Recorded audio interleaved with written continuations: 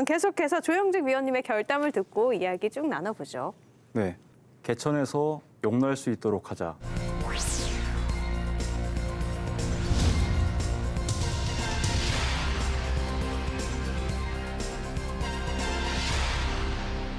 모든 후보님들 공약을 보니까 이제 공정한 제도를 통해서 공정한 경쟁을 가능토록 하고 뭐 정말 시골에 있는 그런 어렵게 사는 고등학생들에게까지도 용될 수 있는 기회는 적어도 줘야 된다. 그런 취지로 좀 말씀드렸습니다. 네, 이번에는 좀 교육 분야에 대해서 좀 살펴볼 텐데요. 대학 입시나 등록금 문제, 뭐 학생부, 종합 전형이냐 특목고 같은 여러 가지 문제들이 산적해 있죠. 이런 문제들을 어떻게 해결해 나갈지 공약을 보면 좀 알 수 있을 것 같은데요. 이재명 후보는 학부생에 한해서 소득에 관계없이 학자금 대출 신청을 가능하게 하고요. 또 로스쿨 같이 대학원상의 대출문도 넓히겠다라고 밝혔어요. 첫 번째는 학자금 대출의 문턱을 넓히는 게 있습니다. 학부생한테는 전체적으로 하고 로스쿨 등 전문대학원생까지 확대가 되는 게 있고요. 두 번째로는 학자금 대출 상한 유예 제도라는 게 있습니다. 근데 이거를 유예하려면은 본인만 해당 사유가 있어야 되는데 이제 배우자나 가족, 자녀에 대한 부양 의무까지 사유에 포함될 수 있게. 그다음에 세 번째로는 졸업 성적이 우수한 학생들에게는 그런 원리금을 좀 탕감해 주는 제도가 있고요. 또 마지막으로 생활비 대출이라는 게 있거든요.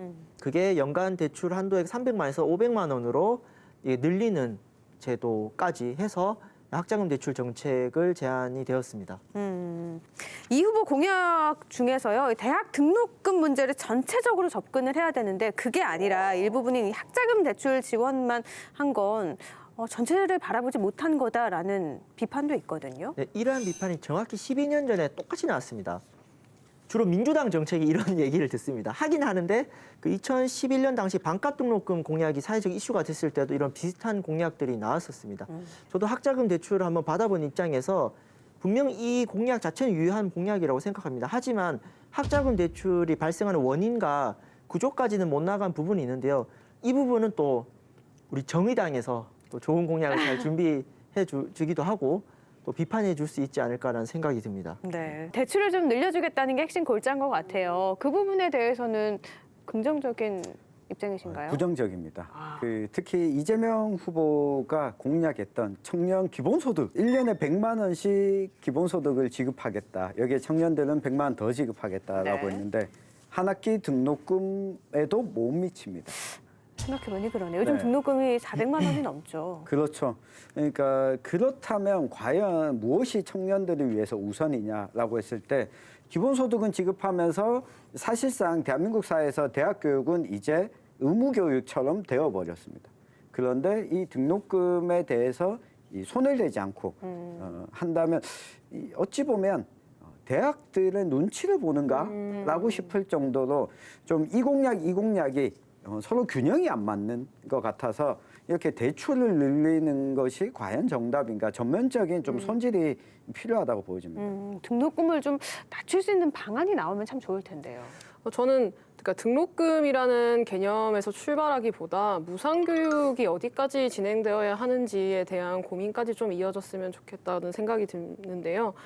심상정 후보는 이제 지역 거점 국립대를 기준으로 무상교육을 좀 실시해야 된다. 등록금 없이. 네. 이번에 이제 더불어민주당의 대선 후보를 결정할 때 그 당시 이제 이낙연 후보도 지역 거점 국립대학교는 무상교육으로 실시하도록 하겠다라는 등의 이런 등록금의 문제가 아니라 무상교육을 바라보는 그런 전반적인 가치관에 대한 문제로 대학 교육에 대한 논의가 이어지면 더 좋겠다는 생각이 듭니다. 사실 예전만 하더라도 대학 안 가도 된다, 꼭 대학 가야 되냐 이런 인식이 많았는데 대학까지 무상교육을 실시를 한다고 하면 정말 대학은 꼭 나와야 되는 학교가 되는 거잖아요. 저는 거기에 좀 덧붙이자면 대학을 졸업한 대졸자들만 사실 청년으로 볼 것이 아니라 비진학자나 특성화고 졸업생까지 청년으로 보여지는 정책들이 있어야 하는데 사실 청년 정책이라고 하고 교육 공약이라고 내세우는 모든 후보들이 이런 대학 교육을 중심으로만 이 공약을 편지하는 것은 청년에 대한 어떤 평가나 청년에 대한 시야를 좀 좁게 보는 것이 아닌가 그런 부분에 대한 확장도 좀 필요하다 이런 생각이 듭니다. 한편으로는 대학 교육이 무상교육이 된다면 네. 대학을 진학해서 무상교육을 받을 것이냐 네. 아니면 이 사회에 진출하는 청년들은 바로 진출한 청년들에겐 또 다른 지원책이 있다면 야 나는 이것보다는 이걸 선택할래. 저는 기회의 폭을 조금 더 넓혀주는 것이지 않을까 싶습니다. 재정적으로는 문제가 없을까요? 이 지방거점 국립대학보다 서울의 사립대학에 대한 재정 지원이 더 많습니다. 그러니까 이런 부분은 교육부 차원에서 재정 지원을 어디부터 우선시할 거냐라고 했을 때 순차적으로 충분히 이 도입 가능한 수준의 지금 우리 교육 재정으로는 할 수가 있다고 보여집니다. 알겠습니다. 윤석열 후보는요, 공정한 입시 취업과 관련해서 입시 비리 신고센터인 일명 암행어사제 도입을 외쳤습니다. 원스트라이크 아웃제를 의무화하겠다고 밝혔는데 이 암행어사제 정확히 뭔가요? 입시 비리와 관련된 직권 조사를 하는 기관을 별도로 설치해가지고 입시 비리가 확인된 대학에 대해서는 예산 감면이나 정원 축소 그리고 감면자 관련자들을 파면시키는 것들 처벌을 강화하겠다는 취지이고 사실 그 한 번 적발로 바로 이제 강력한 처벌을 가하는 게 원 스트라이크 아웃제의 저 말 자체의 정의잖아요. 그런 권한을 가진 기관을 둔다면은 당연히 비리에 대해서 좀 가담하기에 소극적으로 될 수 있을 것이고 신고하는 것도 훨씬 많아질 것이다. 그런데 어떻게 보면 이런 기관을 따로 두면 이 기관 내에서 발생하는 비리가 또 생기지 않을까. 네. 실제 최근 들어서 논란이 있는 게 공수처죠. 그렇죠. 예. 기관을 따로 만들고 나니까 네. 오히려 거기에서 또 다른 문제가 네. 불거지다 보니까 이 원스트라이크 아웃제 과연 근데 윤석열 후보가 이걸 강하게 할 수 있을까? 그건 무슨 뜻이에요? 네, 우리 그 조국 전 장관 사태 당시에 이 자녀들의 이 입시 비리와 관련해서 이 강하게 수사를 하셨는데 네. 이 본인 배우자의 문제에 대해서는 아주 신중한 태도로 접근을 하고 계시다 보니까 이 부분을 처음에 강조하다가 이제 더 이상 강하게 강조를 좀 못하고 계신 것 같아요. 그렇다면 이 정책과 공약도 과연 지킬 수 있을까? 의문이 들죠. 네, 결혼하시기 전에 일어났던 사건들이고 배우자에 관련해서는 그러면 약간 그런 생각 들어요. 이 노무현 전 대통령께서 그러면 부인을 바꾸란 말이냐. 그런 맥락으로 사실 그렇게 연좌제를 적용할 필요는 없다고 생각하고 만나고 있는 동안 같이 비리를 저지른 게 아니잖아요. 그 부분들은 이제 국민들께서도 좀 이해를 해주실 거라 믿습니다. 너무 비비지 마시고. 그 전에 문제가 있었는지 일단 밝혀지는 게 네. 핵심이기 때문에요. 알겠습니다.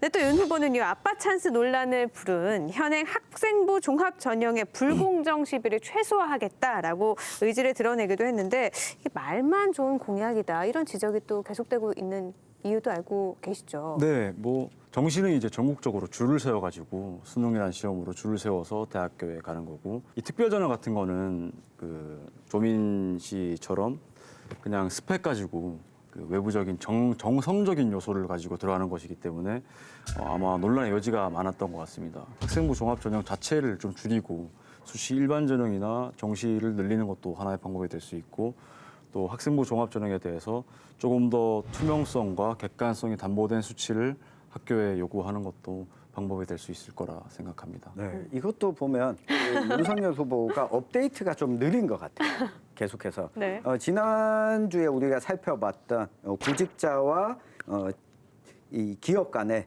플랫폼을 만들겠다. 네. 이미 이 플랫폼 시장은 10년 전부터 활성화되고 있었어요. 그리고 앞서 이 조민 씨 관련해서는 입학사정관제가 초기 모델, 당시에 이게 특별 전형이지 수시 모집에서 학생부 종합 전형은 이제 특별 전형이 아니거든요.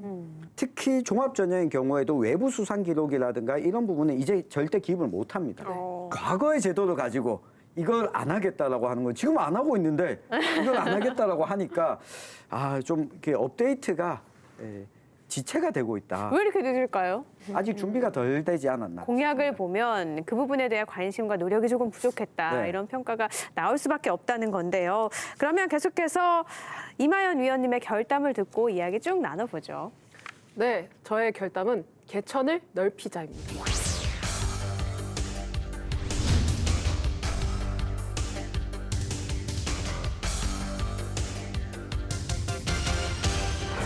네, 저는 개천에서 용이 나야 한다. 이 말 굉장히 좋은 말이잖아요. 그런데 누구나 다 용이 될 수 없고 누구나 다 용이 되어서 개천을 떠날 수 없다면 모든 지역에 있는 개천이 넓혀져서 모든 지역에서 용이 다 잘 살 수 있는 공간이 되어야 된다고 생각이 들고요. 그것에 가장 중요한 것이 사실 교육 분야이고 그 교육 분야에 있어서도 이제 그런 지역과 관련된 교육 정책들이 좀 많이 이루어졌으면 하는 바람에 이렇게 결단을 준비하게 되었습니다. 개천에서 용날 수 있게 하자에 이어서 개천을 넓히자. 알겠습니다. 지금 교육 관련한 이야기를 나누고 있는데요. 안철수 후보는 4차 산업혁명 관련 특수목적고, 산학협력 기반 특성화대 신설 같이 특성화 학교 신설을 공약으로 내걸었어요. 그러면서 이 전액 국가 장학금으로 운영이 돼야 된다라는 건데 이건 어떻게 보셨나요? 네, 사실 다 문과생들이었습니다. 그러니까 이제 문과 이과도 나눕니까? 심상정 후보는 사회교육을 전공을 했고 나머지 이재명, 윤석열 후보는 법을 전공하신 분이다 보니까 네. 이 미래 산업에 대한 전망이 좀 어둡습니다. 이거 너무 편견 아닐까요? 근데 실제 요새는 통합형 인재가 대세입니다. 내놓는 공약들을 보면 가장 크게 작용하는 건 대학 입시 제도가 아닙니다. 이 졸업한 이후에 일자리의 노동소득의 격차의 문제거든요. 그렇다면 누구든 새로운 산업의 기술을 익히고 좋은 일자리를 가질 수 있는 환경을 제공하는 것. 그 차원에서 신산업 기술과 그리고 청년들의 사회 진출, 교육이라고 하는 부분을 연계해서 지원을 하겠다. 그렇게 된다면 안동 같은 경우에도 지금 바이오 산업 특화 이야기를 하고 있는데 그 차원에서 가장 좀 적절한 공약이지 않을까. 지역 균형 발전에 있어서도 특수 목적 고등학교 설립을 하고 이 대학도 설립을 하게 되면 저는 지역 균형 발전까지 고려한 정책이다라고 말할 수 있겠습니다. 변화하는 사회에 잘 적응한 공약이다 이렇게 네. 말씀을 하셨는데 특성화 학교 신설 또 교육을 무상으로 제공을 하는 거 어떻게 보셨어요? 허승규 위원님은요? 네, 사실 이 부분이 또 역시 안철수 후보만의 공약으로 볼 수가 없는 게요. 네. 이재명 후보도 그 디지털 대전환 3대 전략 공약에 이런 비슷한 내용들이 들어가 있습니다. 당연히 미래 교육의 수요에 맞춰서 교육 과정을 재편하고 그거에 대한 그 재정을 투자하는 것은 뭐 흐름인데요. 방향은 다들 비슷한데 그럼 구체적으로 더 디테일하게 어떤 정책을 제시할 것인가라는 부분에 있어서 좀 논의가 필요할 것 같습니다. 알겠습니다. 근데 또 안 후보는요, 대입 수시를 전면 폐지하고 정시로 모두 다 전환하겠다. 이건 좀 파격적이거든요. 네, 제가 이 부분은 좀 옹호하기가 어려울 것 같아요. 갑자기 이렇게 태세 전환을 하시는 겁니까? 네, 그러니까 이게 왜냐하면 안철수 후보도 여기서는 업데이트가 좀 안 된 것 같아요. 학생부 종합전형이라고 하는 것이 이제 어느 정도 자리를 좀 잡아가고 있고 충분히 공정성을 담보해 나가고 있는 단계인데 이걸 갑자기 또 폐지하면 네. 또다시 수학능력 시험 중심으로 한 줄 세우기가 이 지속이 될 텐데 네. 생각해 보니까 이렇게 공약이 나온 이유는 대선 후보 4명 중에 3분이 다 서울대를 나오셨어요. 네. 그러니까 자기 중심적으로 생각을 하고 있는 게 아닐까. 그러니까 다 네. 수시 전형 확대는 대학의 요구 사항이기도 했거든요. 그러니까 그 차원에서 보면 대선 후보들 모두 좀 이런 부분은 좀 신중하고 주변의 이야기, 특히 학교 교육에 있는 당사자들 이야기를 좀 들어야 하지 않을까 싶어요.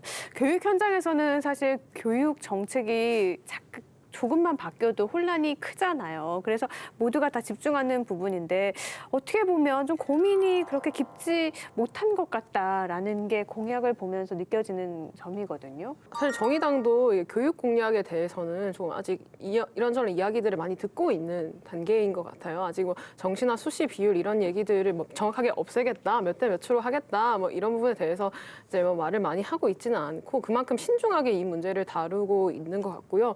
그냥 우리가 경쟁 사회에서 능력주의로 바라볼 것이 아니라 이 다른 가치관으로서 입시 문제를 어떻게 바라볼 것이냐에 조금 더 집중을 하고 이 가치관을 마련해 나가고 있는 것 같고 저는 이제 안철수 후보가 내세웠던 이런 특성화대나 특수목적고 관련한 공약에 덧붙여서 그럼 실제로 지금 특성화고 졸업생들이 놓여져 있는 직업의 현실, 그 노동하고 있는 노동 환경의 현실이 어떠한가.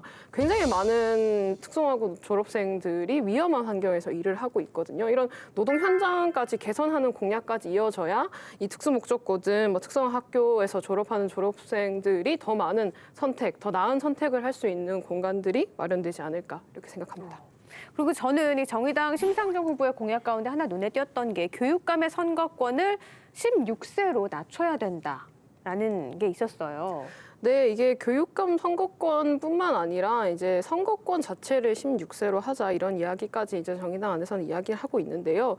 청소년들에게 정치 참여 경험이라는 것은 그러니까 민주주의를 배우는 공간으로서 우리가 생각해야 되는 건데 사실 청소년들이 지금 민주주의를 경험하는 공간이 학생회장을 뽑는 정도일까요? 근데 그 경험이 지나고 나면 자기의 정치 경험으로 남아서 사회를 바라보는 가치관과 자기의 정치적 의견을 드러낼 수 있는 미래를 담보하는 이야기들일 것 같은데요. 사실 이런 연령 제한이라는 것은 이런 공론장에서 목소리를 지우는 역할을 하고 있고 청년들도 이때까지 피선거권이 사실 25세로 제한되어 있었던 것은 근거 사항이 없는 이야기들이었고 청소년들에게 실제로 교육감을 뽑게 하는 역할을 한다는 것은 그런 정치 참여의 경험을 늘리게 한다는 것에서 지향해야 되는 부분이고 굉장히 그것도 상식적인 이야기라고 저는 생각을 하고 그러면 있습니다. 16세가 아니라 14세, 12세까지 낮춰도 괜찮을까요? 그런 사회가 미숙한 존재를 어디까지 몇 살로 규정하느냐의 사회적인 어떤 논의된 지점이 있다고 보는데요. 저는 상식적으로 교육 정책의 대상이 되는 청소년들이 그 교육감의 정책을 보고 뽑을 수 있다는 것은 자연스러운 일이라고 생각이 듭니다. 그 심상정 후보가 여기서 아주 전공을 잘 살렸다. 이분 사범대 출신이거든요. 정말 교육의 백년대계를 보고 좋은 정책을 제안했다고 보는데요. 그 코스타리카에서는 초등학생들 대선 투표를 하고 그거를 투표 결과를 공개합니다. 이것은 법적 구속력이 없지만은 기성세대들이 이제 정치론에 참조를 하는데요. 그 시민은 태어나는 것이 아니라 만들어지는 말이 있죠. 사실 우리가 정치적으로 불우한 나라들 공통점이 정치 교육이 조기 교육이 아주 잘 돼 있습니다. 그래서 저는 이번에 그 심상정 후보의 공약은 한국 정치의 체질 자체를 바꾸고 민주주의 토대를 강화시키는 부분이기 때문에 굉장히 좀 좋은 공약이고 이 부분들은 좀 지금 피선거권 연령 인하 흐름에 맞춰서 아마 다른 정당들도 공감할 수 있는 공약이라고 생각합니다. 네,